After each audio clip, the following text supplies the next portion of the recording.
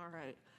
Good evening, everyone. I would like to call the Village Council regular meeting to order on October 8th, 2024 at 6 o'clock. The mayor is running late.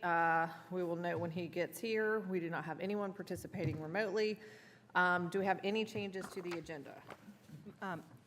Mayor Pro Tem, real fast, I'm Yes. sorry, I should have asked you this before the meeting. Do you mind moving new business number 1 up after presentations so I can present that while AMT is still here in case y'all have any questions? Yes, I'll be happy to. Any other changes to the agenda? Hearing none, I need a motion to approve the agenda as amended. So moved. All in favor? Aye. Any opposed? All right. Next up, adoption of previous minutes. Does anyone have any questions, changes, concerns? We have the minutes from the 9/10/24 regular meeting, 9/26/24 work session, and the 10/1 fall town hall. All right. Hearing none, I need a motion to adopt the minutes from 9/10/24 regular, 9/26/24 work session, 10/1/24 fall town hall as presented. So moved. Further discussion? All's in favor? Aye. Any opposed? Motion passes. Next up, Pledge of Allegiance.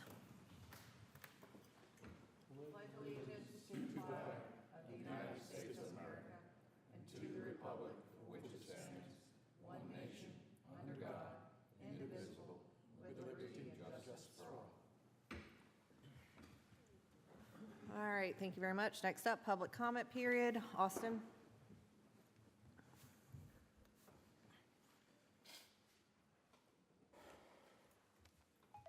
Oh, I'm sorry. No one has signed up. All right. Next up, presentations. Number 1, presentation on the design of Village Hall Park from Dewberry Engineering. Tyler, you have this? Yes. Fantastic. So I have Daniel here from Dewberry with me. And pretty much, if you'll see the paper that looks like this that I set in front of you guys, and you may already have it on there, but this is the updated rendering we got from Dewberry. A few changes to the event lawn and the walking loop. Pretty much, this still meets all of our part of standards, still trailhead, event lawn, loop, and rain garden. Pretty much we'll just put this out there in front of y'all to look at, discuss. If you have any questions, you can direct them towards Daniel and I, and if he doesn't have an exact answer right this moment, we can defer it back to Brian, who's the project manager for Dewberry.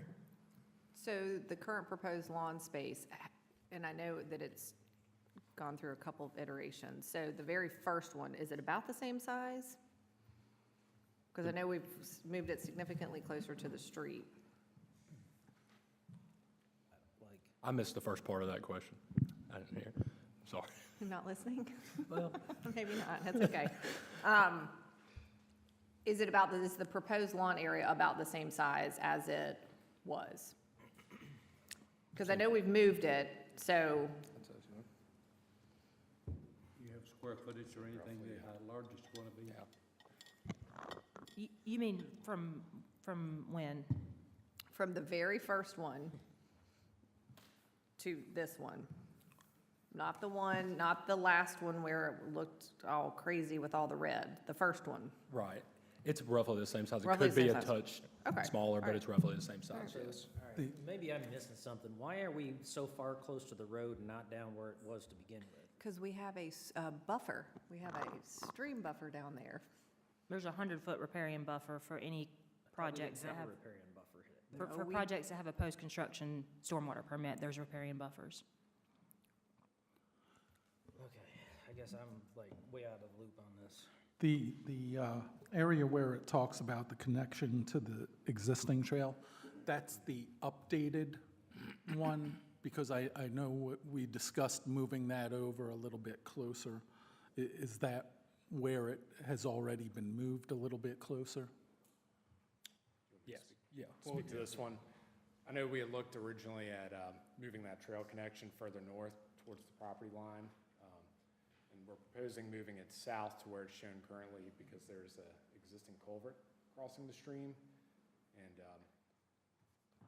we thought from a permitting and cost standpoint, it'd be better to preserve that existing connection there that was provided and just route the trail where there was already a culvert. So there's an existing culvert under that section that you see basically leading up to the property line? That's correct, yeah.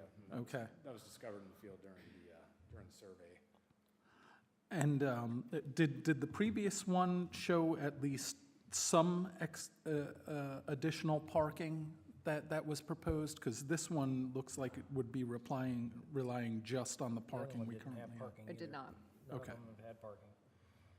All right, and so I guess the biggest thing I want to know, what about the big trees out front? Because your lawn is right in the middle of where those trees are, and I will not let those trees get cut down for anything. It says they're saving. I will chain myself to those 250-year-old oak trees out there. So I know the large oak right there along the street, that one I don't think would be affected by this. I know the 48-inch oak, it lands somewhere roughly just below that proposed lawn call-out. So that might be where we would need to. Yeah, roughly, where you're pointing, Now, well, like right in there. I won't, I mean, I can't go along with this if it's going to bother the trees, because trees are more important than any amphitheater. I think that we can adjust the lawn. If we need to turn it a little bit this way to get it away from those trees, then we can do that. Or to some extent, the trees, can provide shade, some shade on the Yeah. lawn. It should too. be a part. I agree. Yeah, I think there'd be ways. I think it should be well noted. So, the sidewalk that runs along the front, along that, I see it bows in there where those trees might be and proposed lawn. Is there a reason why that's bowed in there more? We need to talk, that's under a separate project, so I would need to talk, I can check with our project manager, Tristan McManus, who's directing that project, and I can get an answer. Are you talking about the? I'm talking the about just existing south of safe the area? proposed lawn? This part right here, because Just- it's just south inside of it. the buffer right here. Are you talking about along the street to the south? Yes. Okay, so I think he's talking about this section right here.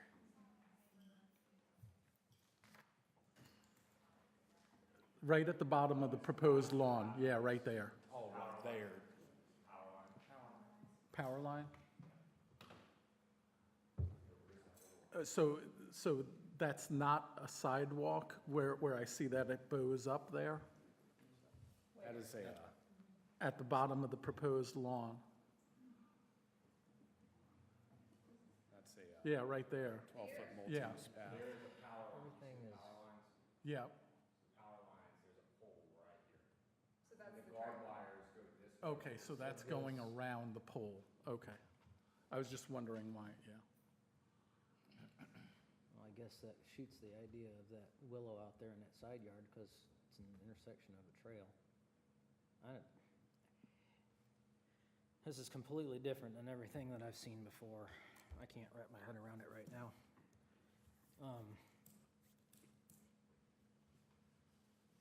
When do we need a thumbs up, thumbs down on this?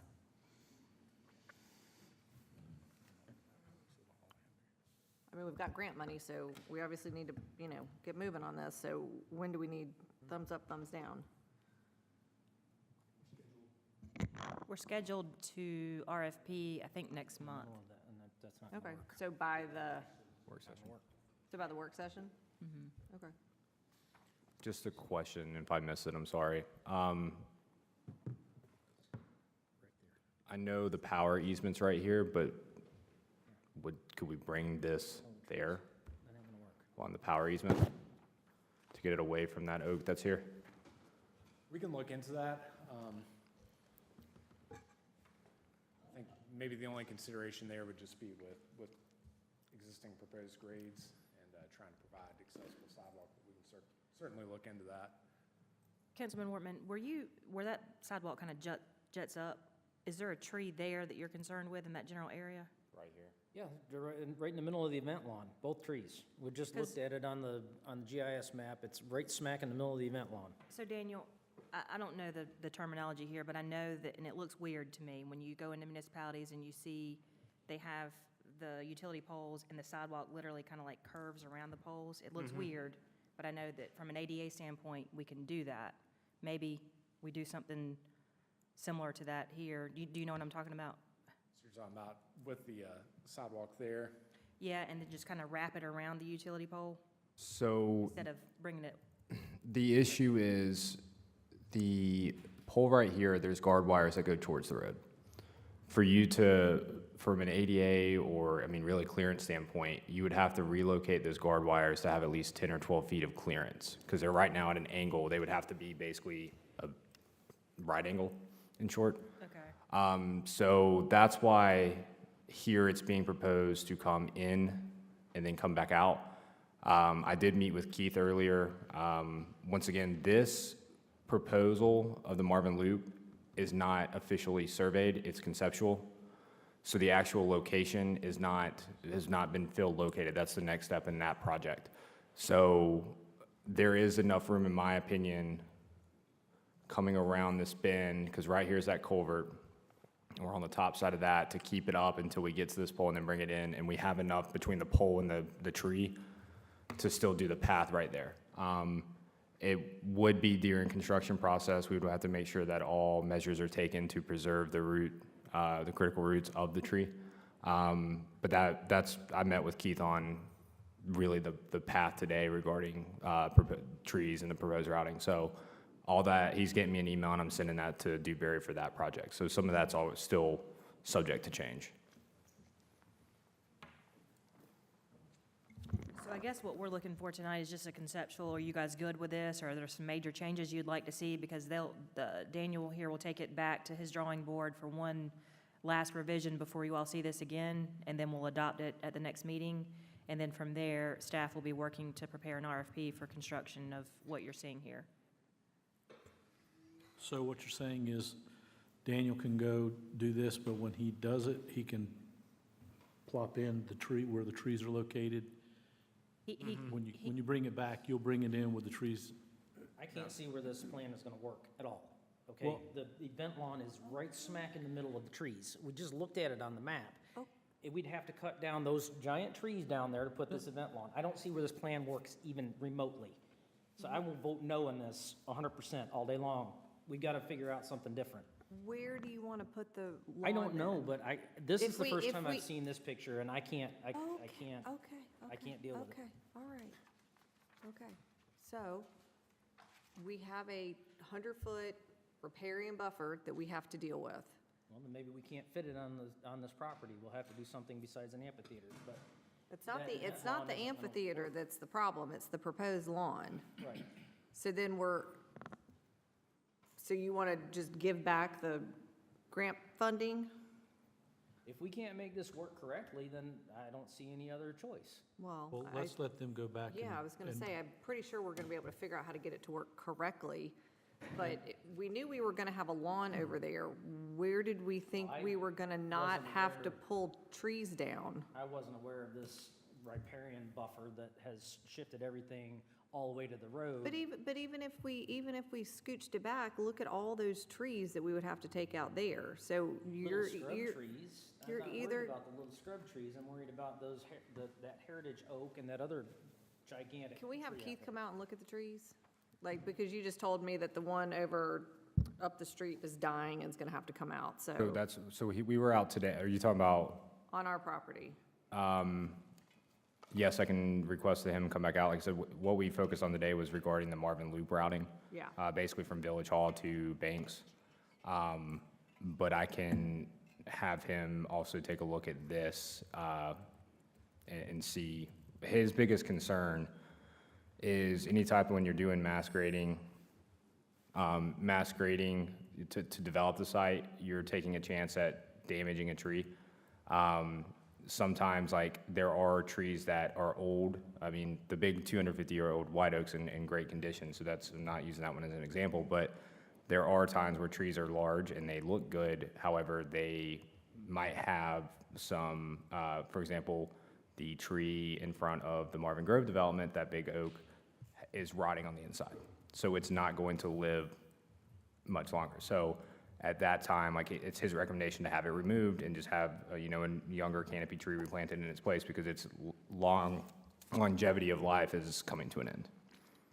So. Is there, can I just ask a question? Is there, was there a reason we have to remove all the bigger trees out of the lawn, or can we keep the ones that are in question in the lawn? Well, you're gonna end up killing them trying to plant a lawn around them. That's the point. And from what Keith has said to me on multiple occasions, these particular types of trees, these particular oaks, are very sensitive to pressure on the roots. They have very shallow root systems, go out very wide, and they are very sensitive to any kind of traffic on the roots. That's why we've been screaming about people parking equipment on the roots and everything out there, because they're susceptible to that. So if we're gonna try to put a lawn, first of all, you don't grow grass very well under a giant tree, and two, trying to prepare that would damage the tree. So, okay, so I'd like Keith to come out, take a look at the trees. You guys can kind of go back and kind of assess. But then what I would like for the work session, since it'll be during the day, let's go out there and use a can of spray paint and spray paint where all of this stuff will be. Or at least have some flags so that we can walk out there and look at it and see what the, like, where everything's actually gonna go. Because I can't picture it. So we can go outside for a little field trip. Daniel, is there a way that you can kind of overlay the trees, the bigger trees that they're referring to in this Yeah, conceptual? we can put together a version of this with we can show the trees in there. Okay. Off the survey. I guess one question I have for you, Andy, would be, is there an option, I guess, assuming, let's just say we could make it work with, we could provide offsets from the trees during construction, make it work with the grades. Is there an option, and it sounds like maybe there's not, those trees, if we could work it to where those trees were at the borders of the lawn, would that be an option? Or are you saying that you would prefer to have the lawn nowhere close to those trees? I would not have a problem with them being on the edge of the lawn, but we would have to, the problem is excavating and preparing the lawn and stuff is going to be, it has to be very delicate work around those roots. Understood. So, so I'm looking at this and I had envisioned the bioretention area number one to be shaped a bit differently and further in towards the building rather than all the way out at the road. But is there an option to turn that whole lawn, everything counterclockwise to get it away from the trees where it would maybe come closer to the front of the building instead of so right in the middle of the trees? And then you're thinking maybe shift that amphitheater over to the left, Yeah, over towards the buffer. We can certainly look into that. I'm just trying to figure out, I see the existing tree save area, but where is the actual buffer? It's the black dotted line, Which, the one that's closest to the amphitheater. Right, Hunter? That's correct. And also, Andy, we did look at shifting the amphitheater to the left. The issue is ADA access. That path that's coming off of our existing parking lot is for that. If we moved it to the left, you would, one, either have to extend that even further because I think we briefly looked at an option of trying to have it come off of Newtown Road. I just don't think it was viable to do so. But that, I know that we did discuss looking at shifting that amphitheater more to the left, basically kind of where the path is right there. can it go downhill and stay just to the right side of the buffer? When you put the back of the amphitheater closer to the trail and move the whole lawn downhill some? It kind of looks like it's a pyramidal shape anyway. Will it go downhill? Tyler, do you know when your next design committee work study? Thursday? So they've been, I don't remember exactly who's on your work study. Okay, so there's going to be another design meeting on Thursday where, I don't know if the engineer, Daniel, if you're involved in that meeting, but maybe he's not, okay. sorry, disregard that then. Brown's on that. Well, do you want to sit down with the group and kind of go over some of these ideas in a? Yeah, I mean, we haven't had a design group meeting in a long time, and we were supposed to have one the other day, but Tyler canceled it because we were having the meeting tonight. So, this is the first time I've seen this sketch. I had no idea about this. So I don't remember the last meeting we had, I want to say it was maybe a month ago, but we talked about kind of what you're seeing here, so I'm not sure what happened there, but Thursday, the meeting is at what time, Tyler? 11? And if we can get either Daniel or Brian to be there, I know Brian probably can't be there because he's somewhere remote. We can at least kind of draw something up to give it back to them to get some ideas. Will that work? Fine. Okay. Would that work for you, Daniel, or? This Thursday, 11 a.m.? Yeah, Yeah, and I think, I'll talk with Brian, he's gonna be back in tomorrow. okay. He was out yesterday and today, so I'll talk with him tomorrow about this. So, are you looking for a revised sketch based on some of the input here for that meeting? Or are we thinking that we'll kind of brainstorm where to go from here? What are you guys thinking? Do y'all, for the design And I'm on the subgroup, design committee. I think it's Mayor Pro Tem and Councilman, It's not me. I'm not on this. it's Councilman Wortman and who No, else? I'm on the design committee, and I haven't seen any of this, so I don't know why I haven't seen I any don't of think this. anybody's seen any of this. I haven't seen this. This is the first time that I've seen this, sorry. This is the first time Okay. I've seen this. So we'll meet Thursday. If you can provide some level of conceptual changes by then, that would be awesome to make our conversations a little easier. If not, we'll work with what we got and we'll bring something back to you. Yeah, and it might, worst case scenario, we'll just do something, it might be, just a rough PDF sketch. Yeah, that's fine. And we'll bring in those trees as well, spot those in. All right, good. Anybody else have any questions? Nope. All right, next up, thank you very much. Next up, we're going to jump to new business, discussion of NCDOT Highway Maintenance Improvement Plan 24 to 27. Christina, this is you. Yeah, so I'm just going to do this real fast if you don't mind. And then if they have questions, you can jump in. Austin, can you pull that link up that I'd sent you? So, and Philip, if you don't mind just coming to the podium, just in case I misstate something, you can correct me. So what Austin's about to pull up is the Highway Maintenance Improvement Plan that NCDOT publishes every so many years.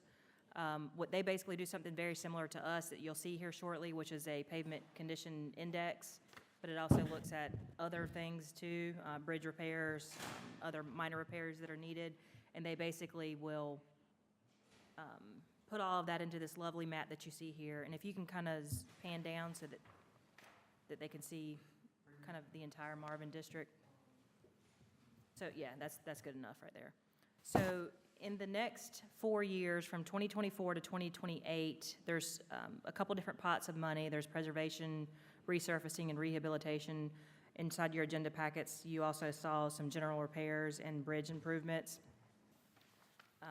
To my assessment, none of the roads in Marvin are in any of those. You'll see those little areas right there, which are ones that have already been done. I think that's Viking and King Olaf, if I'm not mistaken. So in short, I just wanted to show you all that there are either none or limited roads in Marvin that's listed into the DOT Highway Improvement Maintenance Plan. Is that, summarize it? Do y'all have any questions on that? I know in years past, DOT has done things, I mean, obviously they went and you can zoom in on the ones that are, zoom in on those ones that are like a brown color. I'm just going to Zoom make, into the brown ones. I'm going to make a quick note that Mayor Polino just joined us at 6:24. Yeah, right there. That should be King Olaf and Viking, if I'm not mistaken. Okay, okay. So that's the only thing that they've done here recently. And then that one that's near Oak Brook, I don't know what that road is. It's Waxaw Marvin.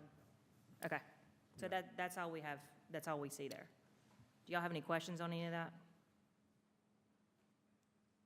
Okay, well, I just wanted to show you all that Just the Valhalla, when that was done, I know when we were done, Providence Estates across the street, it was incumbent that the village was taking that over. Is that the case with Valhalla? Yes, we'll take it over. The DOT hasn't requested us, I actually don't even know if that project has been completed. Generally, when contractors go in, they have a certain number of months to have any final improvements done. I don't know that they've actually officially approved the work. They may have, but DOT has not requested us to take that over at this point in time. I think Philip's going to get into that here shortly, but they will request at some point for us to take that over, and I would anticipate in the next 6 months, we would likely do that. Is that, But then Answer. there's it doesn't automatically, so like the section of Waxhaw Marvin that they also did, we're not expected to take that over because that's more of a primary road, correct? I would assume we would not. I mean, they would petition to us to take it over, and I think they like to maintain control over the connectivity roads. I mean, they could. I'm not going to say they won't, but I highly doubt that they will. Yeah, but they can ask, we don't have to take it over. Yeah. Correct. Oh, and it's only, and it's not even in Marvin, in that section. None of it is. That section's surrounded by the county Okay, yeah. on both sides, so it's not even, Well, actually, Oak Brook well, is. Oak Brook is the one spot, that's it. The rest of it's all county. Yeah, I would highly doubt they would ask us to take that over. So if y'all don't have any questions on this, I mean, I really just wanted to show it to you for your own purposes, because Philip's going to get into the pavement condition survey that AMT just did for village roads. And inside of that, they did do some assessments on the DOT roads as well, and he'll get into kind of the plan of action moving forward on those. Are there any further questions here?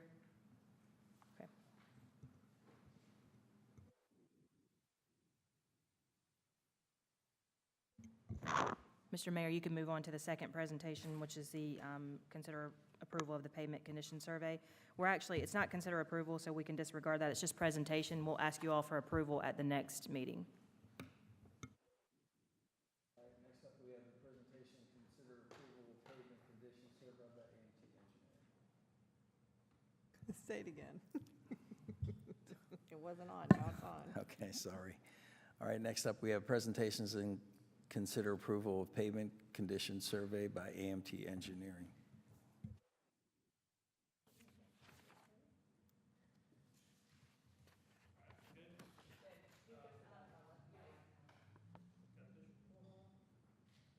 All right, we're good? All right. You'll just go to the next page, we'll get right into it. So this first screen is, these have updated pavement condition survey numbers. You see there about in the middle of the page, there's a pavement condition score. And these are Village of Marvin roads, and it's in a 5-year improvement plan format. So I don't know if you can see those numbers, but a lot of them are 90 or above.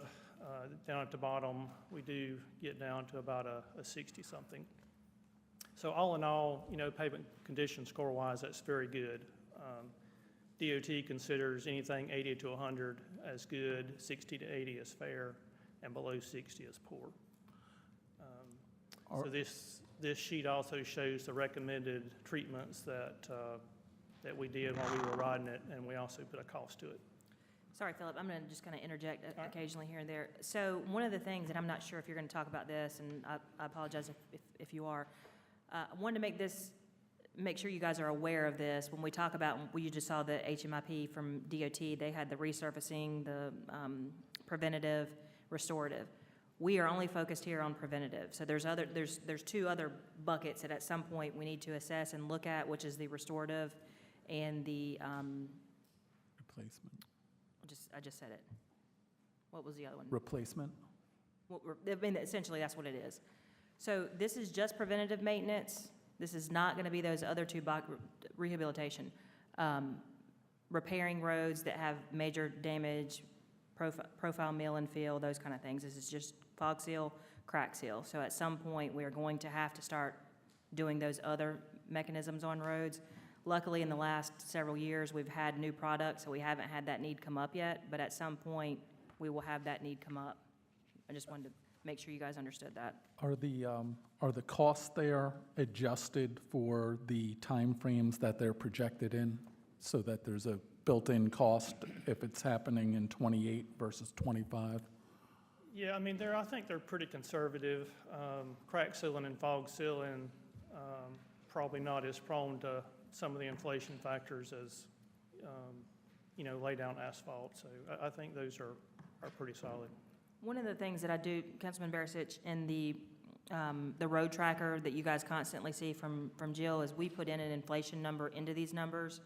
So we kind of do it in and of itself. So the numbers that are listed for 2028, we will have compounded that by a certain inflation rate when you guys are looking at those projections in future years. So if they aren't doing it, we're doing it as well. All right, we can go to the next slide.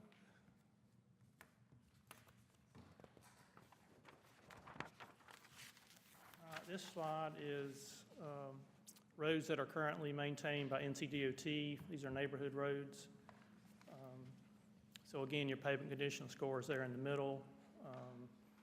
These scores are, a little bit lower than what the village roads were. Note the last two there on the list, Rigg and Royster. I think that's Providence Ridge. Those two are currently under contract with DOT.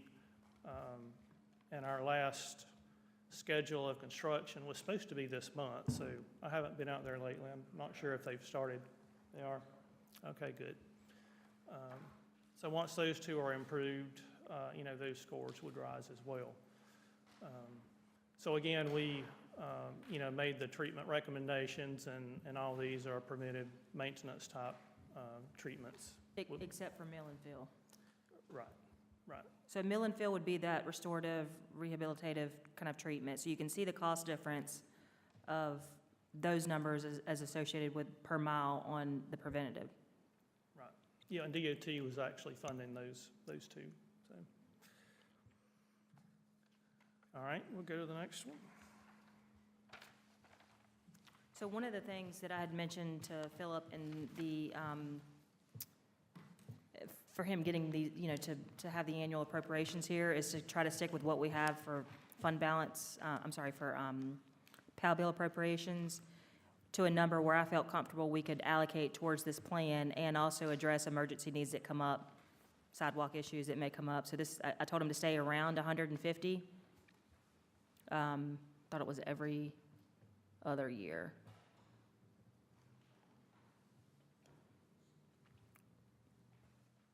No, I'm sorry, it was we were alternating, taking over, yes. So I told him to stay around 150. So that's where those numbers come from.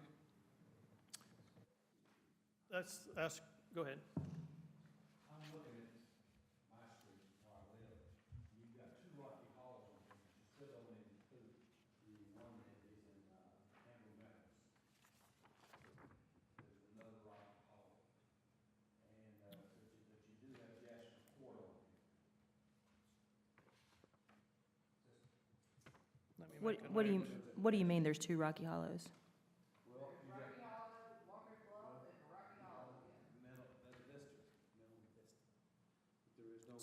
So Rocky Hollow, and what was the other one? It's a Jasper Court, it's on here. Okay. But where Jasper Court runs into Rocky Hollow. You go left, you hit a cul-de-sac. Go right, you run in the tunnel subdivision, which these two are. Mhm. But you didn't get the section that I went on. So did you look at the beginning description and the end description? Because there's two Rocky Hollows, one big, Walker's Bluff and Meta Vista, and then Meta Vista and cul-de-sac. Nowhere though, nothing goes up to that retention pond and comes on around into the cul-de-sac in my neighborhood, because they're also, all of those are 90s, and Jasper's 100, and I would say that Rocky Hollow is 100 also. I'm confused what's missing, I guess. Okay. I'll be glad to check that. I did check the mileage, and the mileage seemed to match up with what the PAL bill mileage was, but I'll be glad to check it. That's no problem. Yeah, I mean, if we miss something, we need to add it, but, yeah. All right. Thank you for that. And like Christina said, the previous two slides that we looked at, these, we tried to program those 5 years based on $150,000. So we come pretty close to that. And those would all be village-funded preventive maintenance treatments. All right, next slide. Oh, you can go back one. Even though we've already talked about it, these, yeah, those were the two roads. This was sort of step one in taking over the DOT roads. These two are already under contract, and as Davey said, I think they've already mobilized and are working on it. So, so these two are be funded by NCDOT. All right. All right, and so the next step, these are roads that we also included in the pavement condition survey, and these come out not preventive maintenance, but more of a, you know, a retreatment or a resurfacing. So we're recommending mill and fill on all of these, and recommending that DOT fund the work before the village would take them over. So we're hoping these would, like the district office is working on the next resurfacing package presently. Usually you're looking at about like a February or March letting. You'd be looking at like a April or May availability. And I understand they're giving contractors 18 months now to complete resurfacing packages just because they're behind and they can't complete all the work. So you'd be looking at August of 2026 if these roads do get under contract before they would be complete. That's just a tentative schedule, just to give you some idea of how it might run. It could be as early as summer, but as late as fall of 2026. Right, I mean, you just never know when the contractor's gonna do the work. But once it's under contract, you know, they'll give DOT a schedule, and at that point, you know, we would know. And DOT's agreed to the schedule? I'm sorry? DOT has agreed to this schedule? I wouldn't say that 100%. We've asked them, and we've got our fingers crossed that they're gonna say yes? Yeah, I mean, I felt really good about it before like September 27th when the hurricane hit. But, you know, DOT's still sort of getting their arms around what they've got up in the mountains. You know, hopefully this gets under contract before they would kill it, would be my hope. Okay. So the intention is for them to sign off on it, but it might not happen. Okay. I mean, we never know, but the intentions are, right now, is to go forward with it. Okay. All right, and then the next step would be the previous year's list. These are also resurfacing type. I know the treatment gets a little wacky there, and that'll probably get modified, but it's basically a mill and fill type treatment. So we're looking at about another mile and another $250,000 for that particular year. And likely, you know, the tentative schedule would hold for this year as well. It'll be a February, March, 2026, and into August 27, getting all the work done, and before the village would accept them.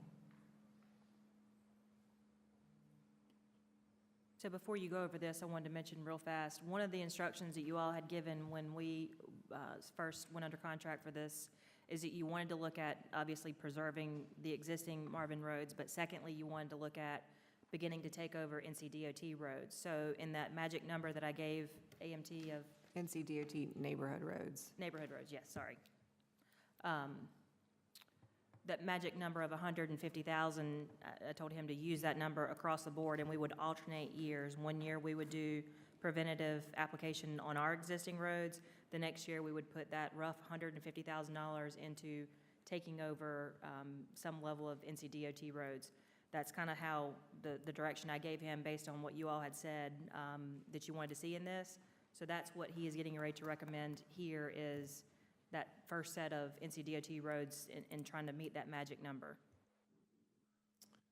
Right, and this sheet sort of similar to the second one we looked at. These are, as Christina said, NCDOT neighborhood roads where we're recommending a preventative maintenance treatment. And this shows you the cost and the total there, about $250,000 that the village would fund.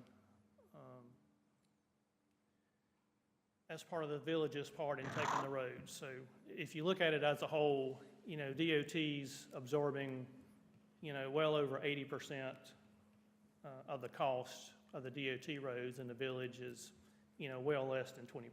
So it's a really good deal for the village, you know, if it comes true.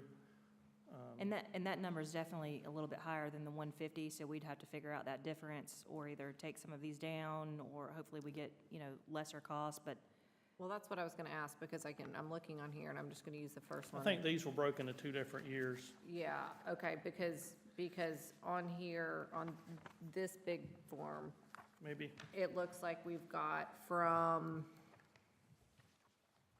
Cattle Ridge, then Running Yeah, Horse, then Whitetail. You've got some other ones in here. But it looks like you've got 150,000 in 2024.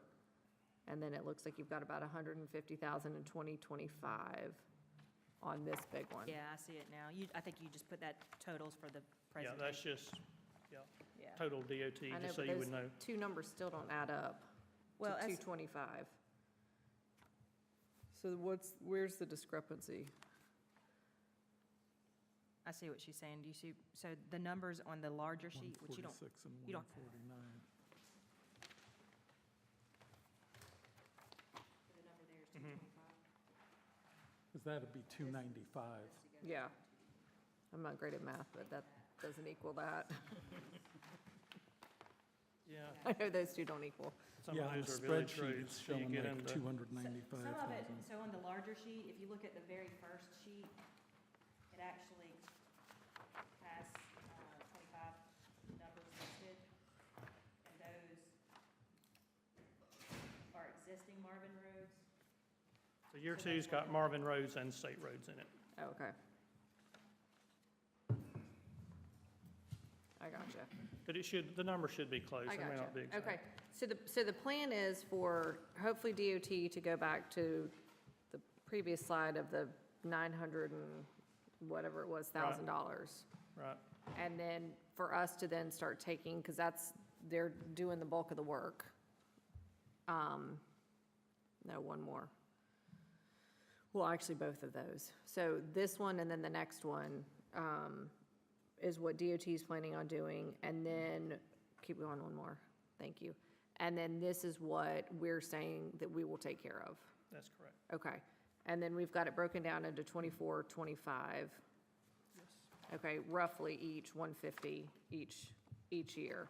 And some of that is new and some of that is maintenance, which would fall into our plan. Yes?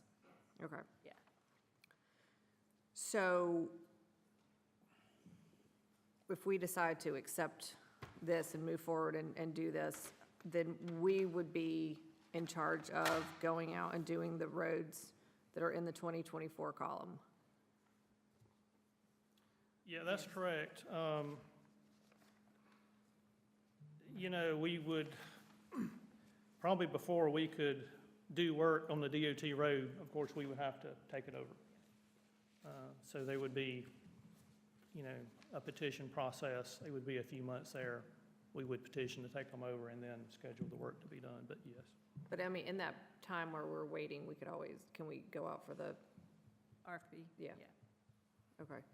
So I do have a question on the Wingfoot at the 31312 Marvin Road. The exit side of that at Wingfoot is very bad. Like, I'm not sure it's a crack seal, fog Right. seal. So would they level out that one section and fix it, because it's really not good. Right.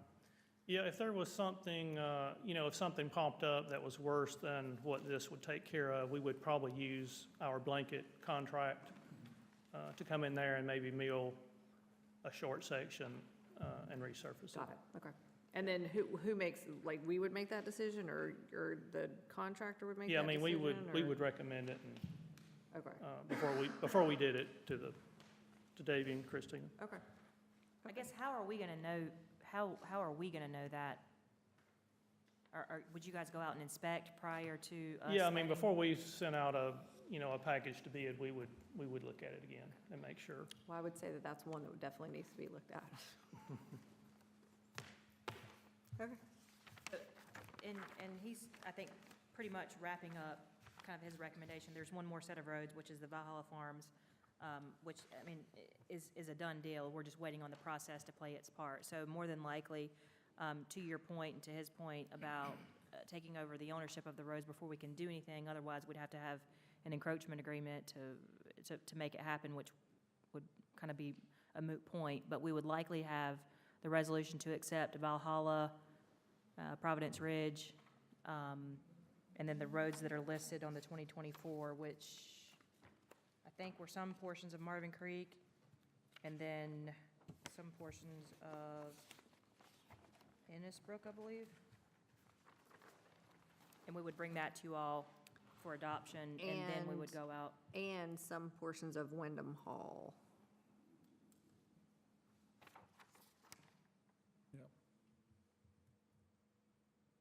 I thought Wyndham Hall was, There's Stonehurst on there. Wyndham Hall is definitely on a different, it's on, go back to Exhibit A. See, yeah, that's Wyndham Hall, but you've got one road on D. Go to D. It's not on this list, but it's on this one. So I don't know.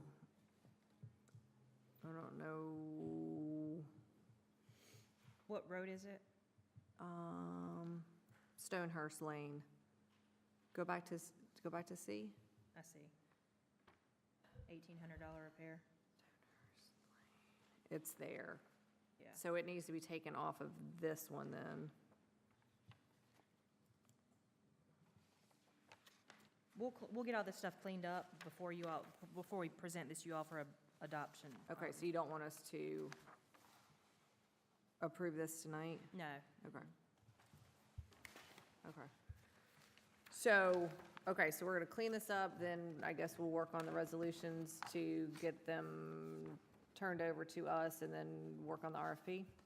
Yeah, as long as everyone is conceptually fine with this plan, then we can start drafting the resolution, and then asking DOT if they're ready to turn over Valhalla Farms and Providence Ridge, I think. And we can bring that to a subsequent council meeting. Do we know what the total miles are for what's gonna be done in '24? I say '24, because, fiscal year '24, '25. I think it was What DOT's doing? what we're What doing. we're it gonna was- do. I think it What was we're doing. 3.5. I actually have already done the RFP for the fog 3.5. seal, and I want to say it was around 3.5 What does that bring our total to? total road mileage. Roads under Marvin, 17, 18 plus 3.5. So over 20 then? 2/3. We're getting there. Yeah, so obviously, when you add the roads, you're gonna get more Powell bill dollars based on the mileage you add, but, that's not gonna be near enough dollars to fund, resurfacing 20 years out. So that's, that's the plan you need to be thinking about. Right.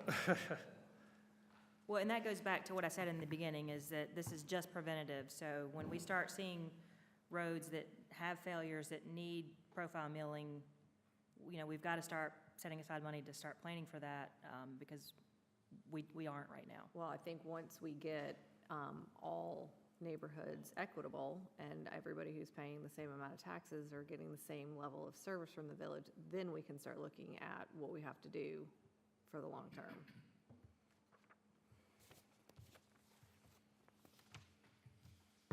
Agreed. Anybody got any issues? Did you want to Well, go about over the rest, this? or you- Okay. So there's some more kind of methodology in the agenda packets if you want to see it, but, I mean, it's just putting them in different maps so you guys can see it. Is everybody okay with the plan conceptually? Yep. No objections? Okay. Good. All right, Thanks, Philip. thank you all. If you want to keep driving, you can keep driving. Hell, reports and updates. I'm not letting you take over. Reports and updates. Christina, manager, what do you got? I don't have anything, sir. Okay. Planners report. Hunter. Yes and no. Just one item to update you guys on, which we may probably go into further discussion at the work session, but it's regarding the Amber Meadows Tullamore connection with the towns at Audrey. If you guys recall, the towns at Audrey HOA did agree to grant us an easement to connect those two trails. However, I think there's been some conversation regarding funding since the towns at Audrey is not located in the village of Marvin. Us spending a portion of public dollars on, it's about 300 linear feet for that connection, which it's not a connection directly to them, it's a connection from Amber Meadows to Tullamore. So I just want to make you guys aware of that, but I think the plan is, and to probably get you guys that information, talk to it about at the work session. I'm still going to send the easement to the HOA, and hopefully at least go ahead and get it executed, and also begin that further conversation of potential annexation or annexation of their common open space. So is there any questions on that? Christina, did you want to add anything on that? You good? Okay. All right, that's all I got. That's all. Thank you. Roads report. Christina, is that you? Christina, roads report? No. Okay. Nothing? Okay. Deputies report. We have a new face. Come on down. Come on down. How you guys doing? Good, how are you? Good. I don't know if you guys had a chance to take a look at it. The only thing I see of note are the two burglaries at the bottom. If you flip over behind the first sheet, explains what they are. If you guys have any questions about anything that you see on here, go ahead and ask.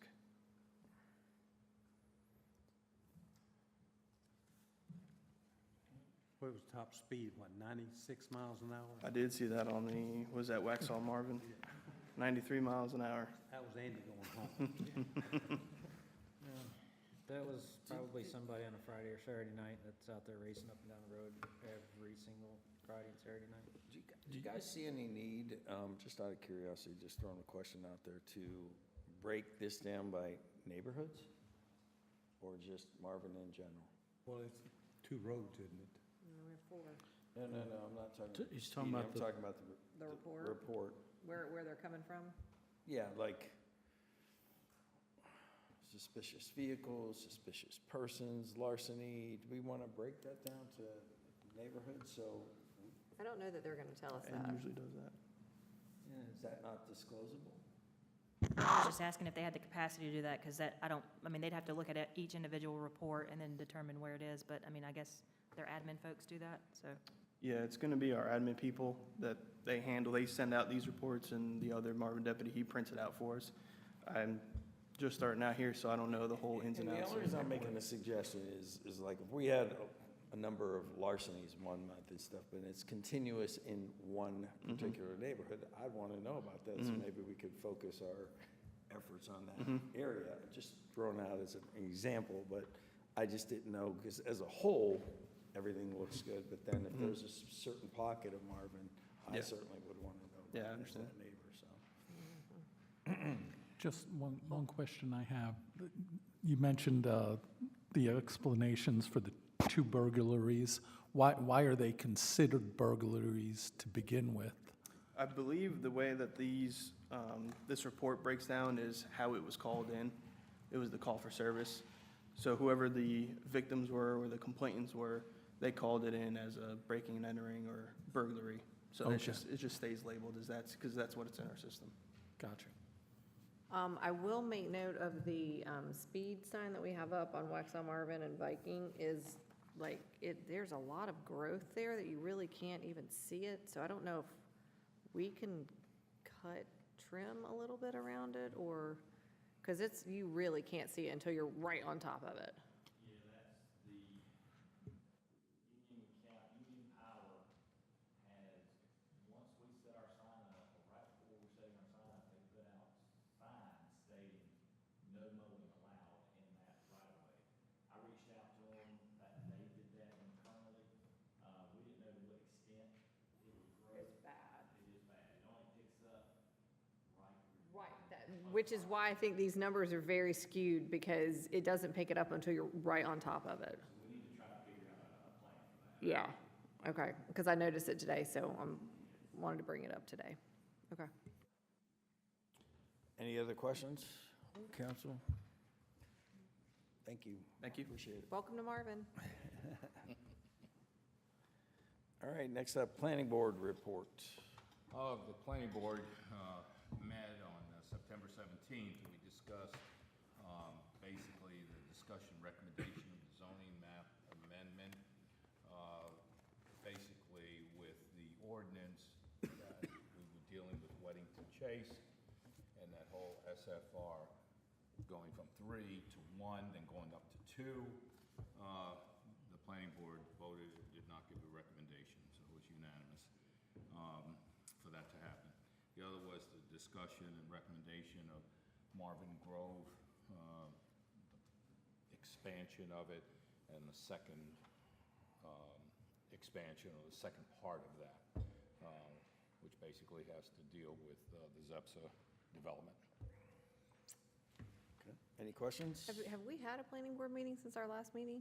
We haven't, have we? Oh, okay, all right. I was gonna say, I feel like all this sounds very familiar. Okay. All right, next up, PRG board. So PRG, we had a couple items. First, we had our 2 new board members, so thank you for everyone doing our due diligence and getting that board back at full capacity. We welcomed those new board members. We did have a conversation about the STRAP grant and what that kind of means, so I talked to them a little bit about that. One of the things that they were interested in, and I think we discussed this when we talked about the STRAP grant in general, is that the hope is that as we go through that process and how we're addressing different issues with these streams, that we might have some folks from Public Works that can also shadow so that they can learn a little bit, in regards to as that work's being done, of how to do that work properly. And it just gives us an idea of kind of how to avoid getting, into those situations in the future. We did talk a little bit about sending out invitations to some of the cross-country teams at Marvin Ridge in order to kind of not incent them, but make sure that they know that where our trails are. We have had them do different things in the past, and I know Tyler was planning to reach out to them just to kind of make it a more formal line of communication, so that they can come and run at our park or some of the other places. And then there's some other groups like Girls on the Run, stuff like that as well, that to help promote the use of some of the greenways and trails and stuff that we have that are good for running. And then we also spent some time talking about a way to honor former Mayor Mike Cognac. As all of you know, he passed away just recently. Jamie and I were privileged to be at his memorial service there. But one of the things that we discussed, the Marvin Loop was really kind of developed and kind of, started back during his reign as both a council person, and he was a big proponent of, pushing to help get that off the ground. And we were talking about potentially putting a little plaque somewhere, maybe on the Marvin Loop, just in honor of Mike and what he was able to do starting there. So we'll have further conversations about that, but those are some of the main things that we spoke about at the last meeting. Tyler, anything else that you can think of that I? All right, any other questions? Thank you, John. Event planning report. All right, so trick or treat's gonna be on the 25th at Eford Park. It'll be from 5 to 7:30. We're still accepting vendors. If you check us out online, it's on our website, it's on the social medias. Sign your business up, come on out there. We'll be showing a movie on the blow-up screen. When it gets dark out there after the trick or treat, we're playing Scooby-Doo on Zombie Island. So it's one of the good ones. Whole month of November, Friendship Tree. Come support a family or a kid in Union County. Pick up a tag here at Village Hall. When will they be And available? they will be available starting November 1st. And the office is closed on November 1st, so we will have them available on November Fourth. 4th. Okay. On November 4th. And then in December, on December 7th, we will do the tree lighting at Marvin Eford Park in the barn. Come out there, Santa Claus is going to be there. Cookies, hot chocolate, coffee. A little bit of a layout for you guys on how it's going to go. The event's going to start at 5 o'clock. The Marvin Ridge School Choir is going to arrive around 5:15, 5:20. They're going to sing leading up, and then we're going to light the tree when they get done. So about 5:30, 5:35, we'll light the tree, and then the school band is going to come and perform at 6 o'clock. And then we'll hang out and have fun the rest of the evening till 7. And that's all I got for events. One more thing, a couple kids from UNC Charlotte in the engineering program. One of them is a former resident of Marvin, approached me about doing a service project for us. They have offered, I assume it's for a course or for credit, they've offered to build and donate a picnic table and a bench. And they approached about doing that, so if no one has any opposition to that for the park, we will allow them to. Yep, yep. But that's all I got. Thank you. All right, coffee with council. Jamie, you want to start and I'll finish? 'Cause, I started and you finished. Is that how it that's how worked? it was, yes. We actually had a mother and her son come in, and he was very interested. He came in and just basically said, I'm interested in how government works. And he had several questions that were very good questions, and we were able to answer them. Yeah. And, I mean, he really came prepared. He didn't have anything written down, but he came prepared, very articulate, he was homeschooled. And I forgot to bring his name, but very articulate, very sharp with his questions. And then we had another person that came in and talked about and I didn't get to how that finished up with her about the cemetery, graveyard. Cemetery, yeah. So, So- the first, the woman, they were actually, they're technically not residents. I think they're Right, they were renting renting right locally, now. but they moved in from just shortly from Austin, Texas. But it was amazing to see how articulate a kid at that age, he had to be all of maybe 12 years old, Yeah, fairly he was a young. freshman. He was a freshman. Oh, he looked real young, but He did. he was very, very smart and perfect for Prepared. kids with counsel too. Would be a perfect candidate for that. Was the other lady about the Civil War Yes. burial? She says she knows you. Yes. So she was asking, and I gave the information to Ptolemy, and did we learn any more about that? Is there a cemetery for Civil War? And I said, if there is, what, and I think she just wants to basically recognize it and honor it, or whatever we can do as a village, if there is something back there, and I think it's behind your neighborhood, if not. Well, where I think it is the land that's behind the townhouse, right where we intend to put a trail through. Okay. Future. So I've made Hunter aware of it, and if we have any projects that go in that area, we're aware of the Okay. information. Well, it's obviously not clearly marked if there is something back there, but if there is some sort of location, we'd want to address that, I'm sure. And then, after you left, there was a grandfather and his grandson that came in, and they were from Weddington Chase, and he was doing a project for Boy Scouts, and was just looking at how are we addressing the environmental issues of what's going on and how we're doing. So I talked to him about how we look at developments and placing maybe more homes on smaller lots and keeping as much nature as we can, plus the other thing.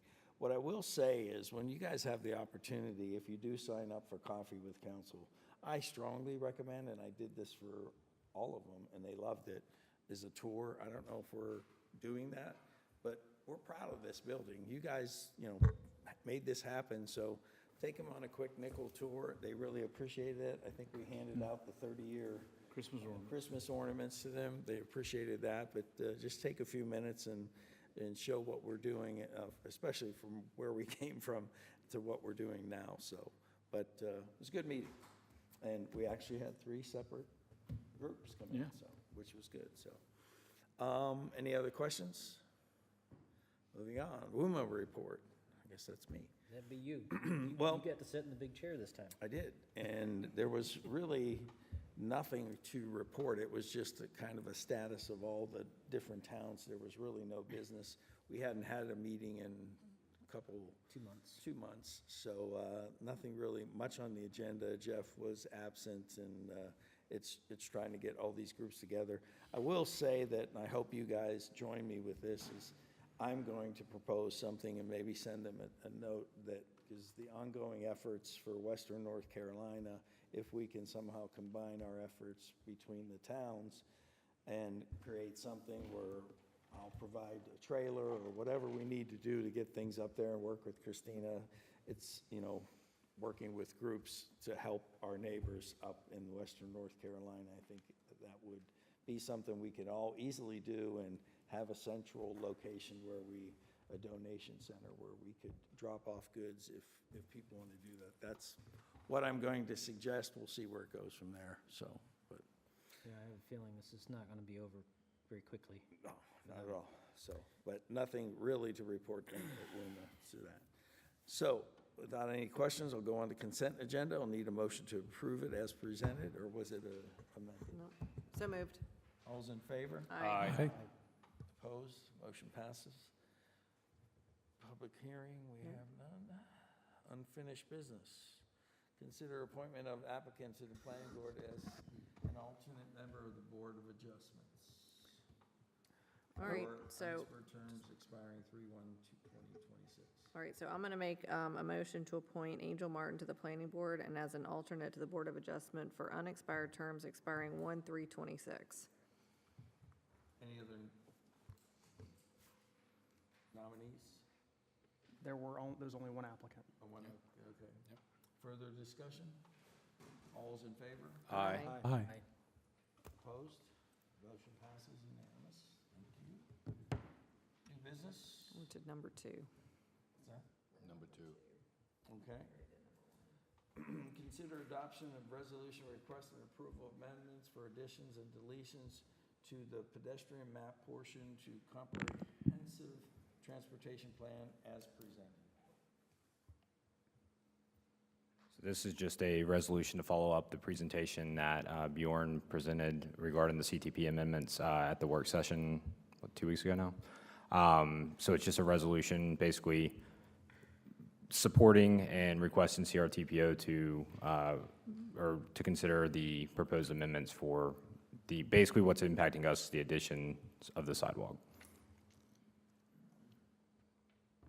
Yes. What'd you just say? I said basically, the county is requesting proposals of additions and deletions, but there's really no portions in our vicinity that are being considered to be deleted. Okay. I just did not literally understand the words that were coming out. So nothing's being proposed to have been deleted from what was in the storybook? No. Got it, okay. So I'm going to make a motion to adopt a resolution requesting approval of amendments for additions and deletions to the pedestrian map portion of the comprehensive transportation plan as presented. Further discussion or questions for Bjorn? All those in favor? Aye. Opposed? Hearing none, motion passes. Next up, consider adoption of ordinance amending Title 11, Business Regulations, Chapter 110, Panhandling, Begging, Solicitation, and Canvassing as presented. So moved. Fine with me. Let's check. We're just gonna so move it and not discuss it? I mean, you can ask for further discussion and then have a discussion, but I'm going to so move it. Further discussion? So, hold on. I guess I need to catch up on something. Well, while John pulls it out, in short, the reason that this is being proposed is that the village has received numerous complaints, I guess, of increased solicitation occurring in some of our neighborhoods. Our current ordinance is a little, it's tough to enforce. And so Chap and I have been discussing this, and in short, through further research, like one way of enforcing it is through requiring a permit. If they don't have a permit, then it's easier to then fine them or push them that direction. Compared to what it is now, where yes, like it says solicitation is not permitted as long as it's posted, but that means, if I understand correctly, that means it has to be posted on every single property, not just at the entrance of the neighborhood. Yes, because the neighborhood doesn't have the right for each individual property owner. But we looked through and researched this, and the permitting process is how most of the municipalities that are being more proactive with the solicitation are handling it. Your current regulations are dated. They're very simple. They're just 2 provisions. So this modifies that and has a more comprehensive approach to it. So they have to get a permit, have the permit to be able to be displayed, and pay the permitting fee, which in the consent agenda you approved is $100. So how do we advertise this so that people know that that's what they have to do? So in short now, basically, if I get a complaint, myself or somebody on staff will potentially have to go and locate the person, let them know. We can also issue a civil citation for fines for not obtaining the permit. On top of the goal of some of this is potentially over time, when they are then realize they have to get a permit, or 2, like the residents will get that. I can't remember in the ordinance if we also put a thing where residents can request to be on the no solicitation. I can't remember. That was some research, but that would have been way too hard to track. No, and there will probably be warnings at the beginning for enforcement with this unless it's continued, because everybody is presumed to know the law, but this has not been the law. And the goal is to regulate, and with that, I think we probably would do a warning in the beginning, but if there's continued problems, then the warning should take care of a lot of it. And then I think having the permit requirement is going to be big, because I think you get a lot of people that just come in. Would it be prudent to have signage entering the village, no solicitation except by permit, something like that, that warns people as they enter the village that this is our, that I mean, they have to obtain a permit to solicit? We don't have so many people out there doing it. I don't think we need to. So my thought is, some of this came up by requests from different HOAs, Firethorn being one of them, but pushing out this new ordinance to the HOAs to notify their residents, because I think that's also another way that can, word of mouth, if somebody comes and knocks on your door, they can be like, hey, do you have a permit? They say no. Potentially, they can make them aware that they need a permit, and I'm sure then I'll start getting calls, hey, do I need a solicitation permit? And then we'll go through the process, so. Mhm. Who specifically is enforcing it? We would Me. be, but then it would be, I'm assuming, the sheriff's office if we have people who aren't following through. Can you issue No. a No? No. It would, I- it would all have to be done civilly. We would Yeah, have to I could do actually a go s- out there. Oh, okay. Yeah. You would. We would. yes. Yeah. We as staff would, not the sheriff. Would not. Would. Okay, because I was hearing oops after that. I wasn't hearing you clear. So you would go. Do you have your hearing out- aid turned up? Apparently, it's not. It's not. Do- Okay, so you would go out there, which concerns me, because that's, now you're dealing with any Yes. Joe Blow that could be, we get a lot of guys that throwing the pine straw down, or if someone gets a roof down, they're knocking on every door that anyone who has a new roof, that's solicitation. And we Yeah, but I can't, don't think the roof guy's gonna be like a, a No, harmful problem. no. and I've already asked if we could be escorted by law enforcement, and we cannot. Do we know where the county kind of stands on this? Because one of the things we as a village, one side of the street's county, one side of the street's Marvin. Even within neighborhoods, there's some county homes versus other ones that are in Marvin. So, on the enforcement side of it, it starts to get kind of tricky there.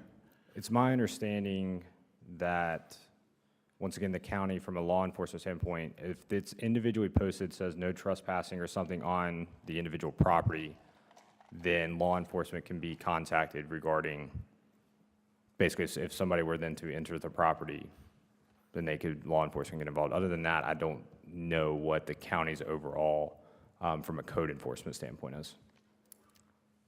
Yeah, I think the goal here is to reduce the number, and I think it should help. But the sheriff's office, this is not going to be one of their priorities for somebody with solicitation. Eventually, if somebody is bothering them with the no trespass and harassing, that's a different issue. Well, then, I guess my concern is just getting our people, staff, in the middle of that, because even when we did parking permits for the park, it created situations that, we didn't necessarily want to have our So the staff. other, So we can kind of take it as a case-by-case basis. I mean, if we're getting a report that some random company is out doing X, Y, and Z at people's houses, what we can do is, internally, we can call company X, Y, Z and say, hey, look, we got this process, that y'all need to do this, and hopefully that's enough to deter them to either leave, come down here, figure out the process instead of us physically going out there. Now, if it got to the point where they're continuously coming back and we felt like we needed to go out there, then we could, do it at that point. But I think the initial step is to just try to handle it while we're sitting in the office and see how that works out. But then if that company decides, oh yeah, here's $100, that gives them license to solicit. Yes, but then we have rules and regulations, including the hours of operation. They're not supposed to solicit in the evening, and they're also supposed to leave upon request. And should abide by if the resident has a no soliciting sign, they should not approach, I would assume. Yeah, and since you're private property, you supersede anything else that the. Right, but what I'm saying is they may not have it in the front of the neighborhood, but the individual may have it, and Marvin has it as a whole, but the individual may have it, does that? That gets to the trespass, and that's the individual enforcement. Because it's hard for us to do that through a municipal ordinance. That's a property rights issue of the individual. But if they have that, then they can contact the sheriff's office. But basically, we're shooting for a blanket process where you have to register here through a permit before you can entertain going out knocking on doors. Correct. And the goal is to reduce and also get the ones that are going to comply. I mean, a large business doesn't want to continue to get hit with fines, and have them reduce the hours so they're not there in the evenings when people are trying to have dinner with their family. and to add to what Christina was saying earlier, I know there was an instance in Oak Brook within the last month where some individual was out there soliciting. They left their card. Property owner contacted me. Now I have their contact information, so I can reach out to the individual business, notify them. If they don't comply, once again, then that's where we can issue fines to the individual or the company for not obtaining the correct permit for the procedure. All right, so I have one last question on this. So you're going to be the one that's enforcing this, I'm assuming. So one more duty for you, and then you have to leave your desk to go chase down somebody's soliciting.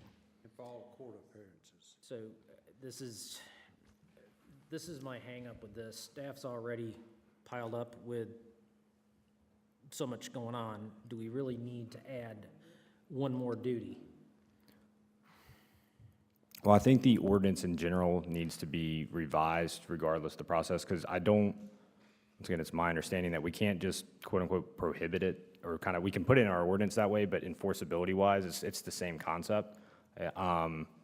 So this at least does have a procedure in place where we can kind of enforce it through those means. And at the same time, I mean, Davey helps out with signage and stuff, and that, that's where Public Works, if willing and not busy, that we can hopefully work out something if we need to go out to the site at that time.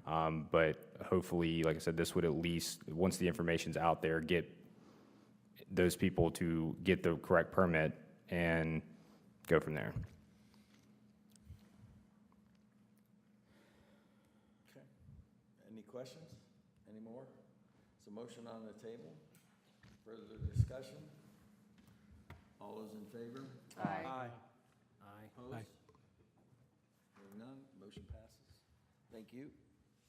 Next up, what would be nicest if we could get whatever ordinance that is, send it out in a blurb, so a resident could say, hey, kindly say, look, Marvin has a residence, here's the ordinance number, go look it up. And if we had that available to our residents, they could nicely say, you need to go get a permit. Does that make sense? Yeah. Just whatever the ordinance number is. Is that your open topic? Yeah, that'd be my open topic. Okay, good. No more. No, it was just gonna be about organizing, but I've got 3 more weeks of band, and then my trailer's available to Tyler or whoever wants it, so. Open topic. Does everybody have it? No one? All right. Review of action items. Okay, don't really have a lot. Got your new appointment to the planning board, so we will go ahead and get an orientation scheduled. We will send the resolution for the amendments to the CTP off. A lot of ordinances. Hunter is going to get in contact with Keith O'Haron with Union County to get his opinion on the trees. We can flag or / spray paint that site out there so you guys can see where the trees are. Davey's going to check on that growth near the Waxhaw Marvin speed sign, and we will publicize the solicitation ordinance. Any other comments? Review of Mayor Pro Tem. Asphalt project at the park. We move forward with that?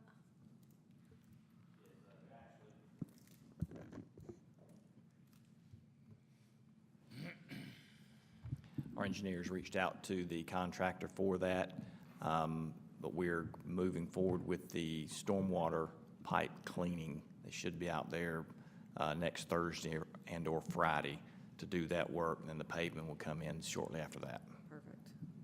And we'll have all that finished, by trick or treat?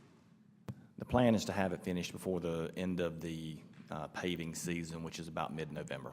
Okay, so we'll probably pause for trick or treat, so it's We not need to, a yes, mess. ma'am. Okay. We'll need to coordinate that. That's good. Okay.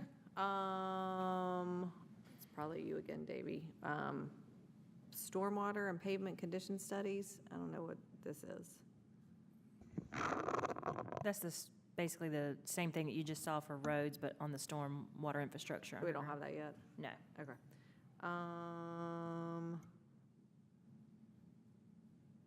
They haven't even started. I haven't even signed that contract. Okay, That's that's going to be months. Okay, that's fine.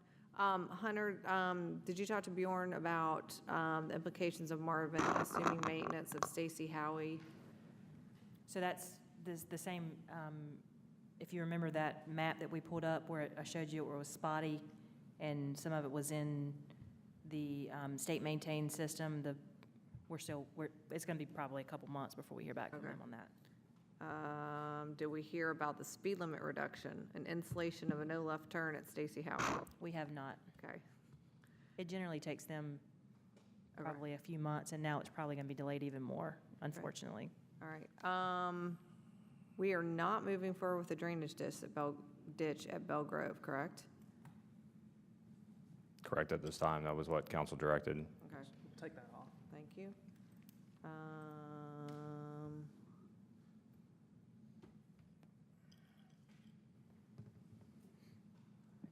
Did you tell Jones Homes we were good with the fee in lieu? We got the check. Yes, and we have received it. Check that off the list. Austin, did you return the municipal certification form to NCDOT? I can, now that you guys have approved the minutes from the meeting that you adopted that at. I have the form filled out. It'll be sent tomorrow. All right, so you can do that and then complete that. AMT, the contract for the asset inventory and condition assessment survey? Is that the one you That's the haven't done? stormwater. Yeah, I haven't done that yet. I was waiting to get this PCS approved before I moved on to contract Sorry. number 2. Install banners in front of Village Hall? So I need to run this by Chaplain because it is a yes and no question, or a yes and no answer. But I'll shoot Chaplain an email regarding the interpretation of how it reads in our ordinance and see if he concurs. In short, we should be fine. Okay. Wind relief cuts in our banners? Our vendor can do it. It'll be like $7 extra per banner, so Perfect. minor. Great, check it off the list. You're still working with law enforcement on target speed control? Davey's going to present that to you at the work session. Perfect, I'm finished, thank you very much. Thank you. Where did I go? Council comments? John? Just, I know within my own subdivision and many of the others around, people have been opening their hearts and wallets to all the folks out in western North Carolina. Have a daughter that was minorly affected just because she's up at App State and Boone, and she's been out of school a couple of weeks, hoping they can get back maybe sometime next week if they don't delay it again. But just really good to see a lot of neighbors and people loading the trailers, donating the goods, and getting those out there. And just wanted to say thank you to the community for stepping up like that. I'm good.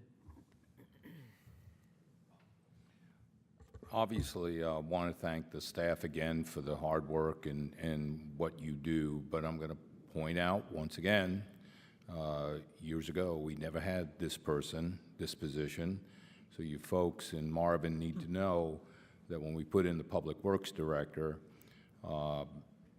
it kind of added a whole nuance and enhancement to the way that we run government here. And the morning of the hurricane, that Friday, Davy Broom, Public Works Director, early in the morning, was totally going through Marvin, surveying everywhere. And in fact, he had noticed a tree that happened to go down across from where my road is and property, but he went past it at 7 o'clock, came back the other way and realized it had fallen down. So he was out there everywhere. They were cutting limbs. They were out there early in the morning. I couldn't believe it. So thank you, Davey, for the great job, and you treat Marvin as if it's your own. So thank you. Well, I also want to thank Davey for the numerous trees that we cut off from all the roads in the Marvin, and let the residents get out and go wherever they want to go. Joe, you didn't announce who you were. Can you introduce yourself to Marvin, name and everything? We introduced him, yeah. I'm not sure if he was here, but we introduced him probably 2 months ago, because I gave a little blurb on you, but if you want to come up and... You want to come up and just introduce yourself? I can see if I can find your biography again. Well, for some of the people that weren't here, my name's Joe West. Been with the sheriff's office for about 3 years. Did 2 years in the jail, 6 months out in the courthouse. Yeah, in jail. I did my time. And Yeah, I was on the other side. And then the rest of my time has been out here on patrol. I was on Charlie Squad Patrol, and I took over Deputy Keziah's spot in Marvin, and hasn't been very long, but I'm enjoying it.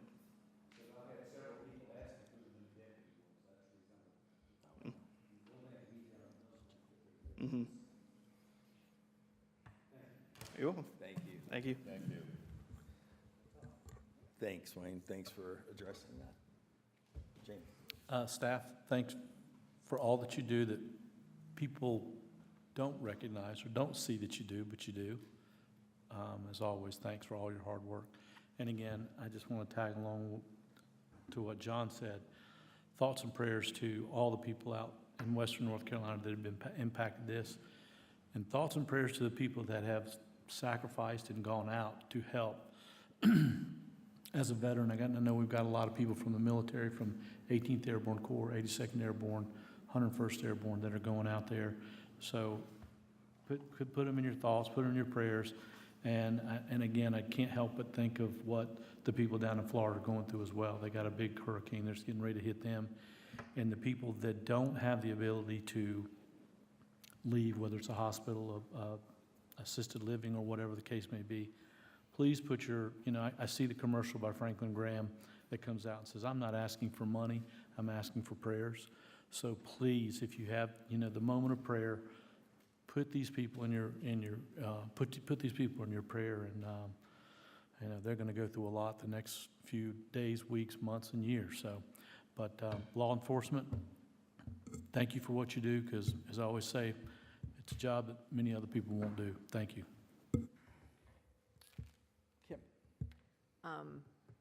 I couldn't say any better than what Jamie just said, so I'm just going to ditto what he said, because that was very eloquent, so, yep.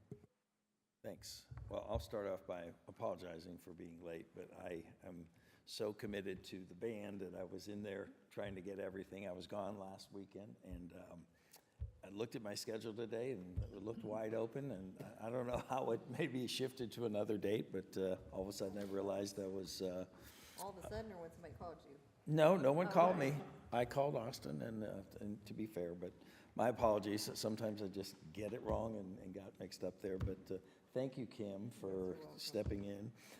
Thank you, staff, as always. You guys are always there for us, and we appreciate it. Welcome, Joe, West, and hope you get to meet the community on the right side, not necessarily by pulling them over or anything. But pull them over if they're speeding. Yeah, but yeah, we want to do that.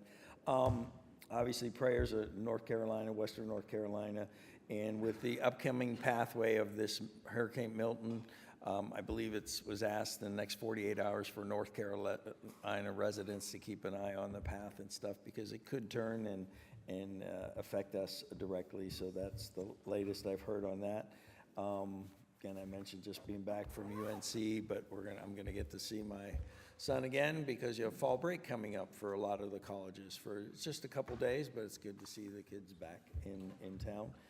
Looking forward to that, and thankful that the strike was averted with the at the ports, or at least delayed for now, because that would have created I was already seeing it in Costco. I don't know if any of you guys went there, but I went there just to get some goods for North Carolina. You couldn't get toilet paper, you can't get a generator, paper towels, you name it. Even gas cans were not available. So anything you can do, reach out to maybe your churches or whatever, because they're going to need it for quite some time, which I think someone mentioned. But with that, we don't have a closed session, I assume, right? I'll need a motion to adjourn.